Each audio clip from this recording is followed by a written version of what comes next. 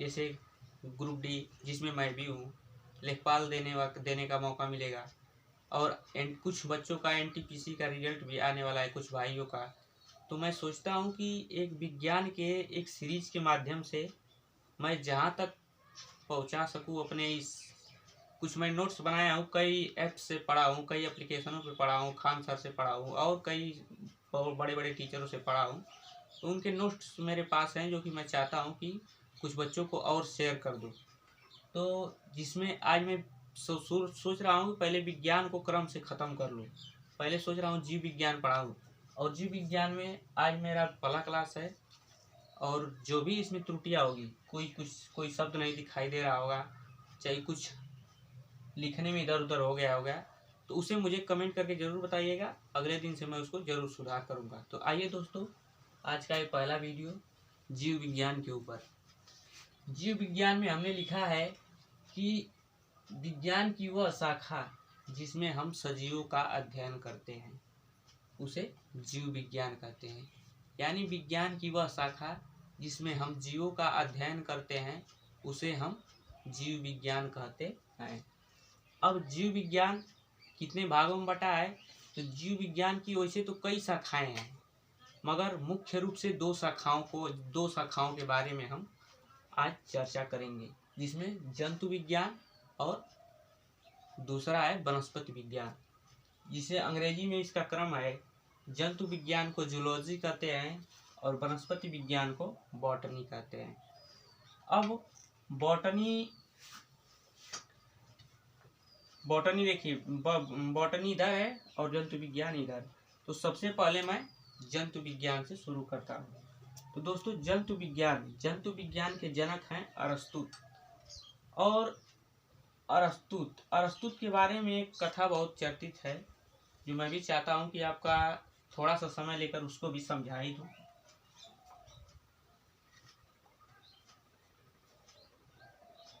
यूनान के एक वैज्ञानिक हैं, यूनान के दार्शनिक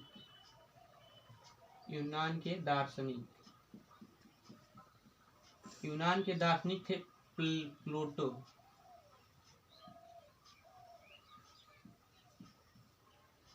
और प्लूटो के शिष्य थे कौन?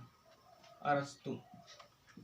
इसी अरस्तु को हम जंतु विज्ञान का जनक कहते हैं।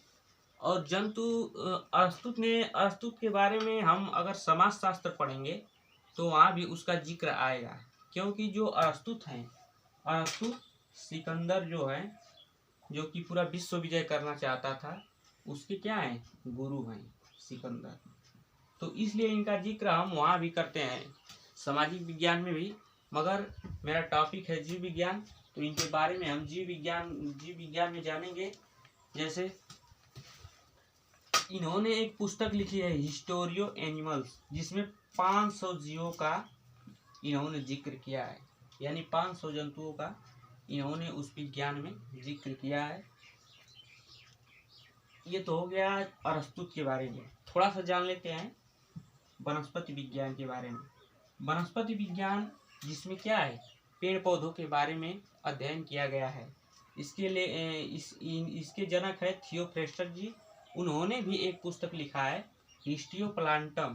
प्लांटम से समझिए कि वनस्पति यानी वन में जो पेड़ पौधे होते हैं उनसे संबंधित, पेड़ों से संबंधित है। और एनिमलम का मतलब जंतुओं से संबंधित है। तो इस तरह से ये दोनों विज्ञानों के जनक हो गए। जीव विज्ञान के दो भागों में इस तरह से विभाजित किया गया है मुख्य रूप से। और हम बात करें जीव विज्ञान की, तो जीव विज्ञान में हम पहले ही परिभाषाओं के माध्यम से पहले ही हम उसका जिक्र कर चुके हैं कि सजीवों का अध्ययन किया जाता है। तो सजीवों में होता क्या क्या है, पहले तो हमें समझना पड़ेगा ना कि सजीव किसे हम निश्चित रूप से कहेंगे, यानी सजीव की एक प्रतिक्रिया क्या होती है, किसे हम सजीव निर्धारित कर सकते हैं।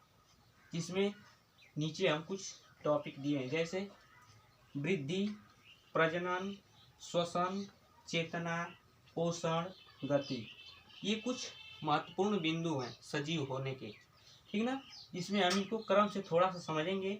और वीडियो आज पहला दिन है, ज़्यादा बड़ी ना हो जाए, इसको यहीं तक समझा करके कल से पूरे पाठ्यक्रम को लिख करके और उसको हम समझाएंगे।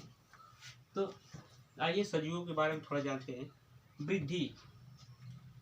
जंतु विज्ञान में सजीवों में सबसे मुख्य कारण क्या है? वृद्धि। यानी हम क्या करते हैं, पहले छोटे होते हैं, फिर धीरे धीरे हमारे अंदर विकास होता है, और विकास होता है तो हम एक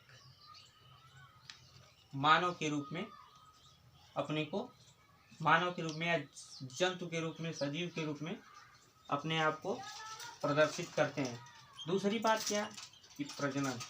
सजीवों में क्या है कि ये प्रजनन, इनमें प्रजनन एक मुख्य प्रक्रिया है।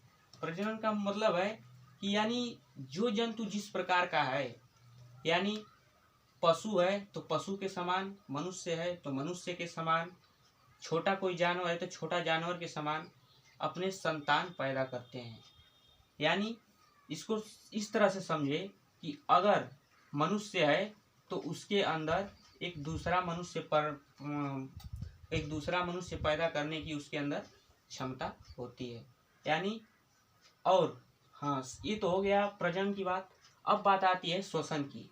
तो श्वसन देखिए, सजीवों का अगर ये कहा जाए कि सबसे मुख्य अंग, तो इससे ज़्यादा यही होगा कि अगर कोई जंतु अगर श्वसन नहीं करेगा तो वह सजीव रह ही नहीं जाएगा। सजीव का मतलब क्या? श्वसन। तो थोड़ा सा लग रहा है क्रम गलती हो गया है, इसको यहाँ पे होना चाहिए। श्वसन एक सजीव का क्या है? महत्वपूर्ण अंग है। उसके बाद आती है बात चेतना की। तो चेतना एक जंतुओं का एक ऐसा नेचर है कि अगर जंतु है तो उसमें क्या होता है कि अभी उसे आगे कोई डरावनी चीज आ जाए, अब खूब बाढ़ आ जाए तो थोड़ा सा डर महसूस, यानी उसको महसूस करता है, यानी किसी पे क्रोधित होता है, किसी कभी हंसता है, तो ये क्या मनुष्य के अंदर चेतना है, तभी तो ये सब क्रियाएं प्रतिक्रियाएं वो मनुष्य करता है। दूसरा बात आती है पोषण की। तो पोषण जंतुओं में दो प्रकार से होता है, जिसको हम कहते हैं स्वपोषी और परपोषी। इसमें मनुष्य, जंतु, ये सब क्या है? परपोषी हैं, यानी ये भोजन के लिए दूसरे पर आश्रित रहते हैं। और उसी में हमारा आ गया क्या? पेड़ पौधे। तो पेड़ पौधे क्या है? स्वपोषी हैं, ये अपने भोजन का निर्माण पुनः अपने से करते हैं, स्वयं करते हैं, सूर्य के प्रकाश में करते हैं। ठीक ना? अब बात आती है गति की। तो गति जितने सजीव हैं इनमें क्या है? गति भी होती है। जैसे हम क्या है, आज यहाँ हैं, अब इस समय यहाँ हैं, कुछ टाइम वहाँ होंगे, तो हमारे अंदर क्या है? हमारे अंदर गति है। अब आप कहेंगे कि पेड़ों में कहाँ गति होती है? तो पेड़ों में भी गति होती है। हवाएं चलती हैं तो उनकी भी पत्तियाँ इधर से उधर होती हैं, तो उनमें भी क्या है? गति है।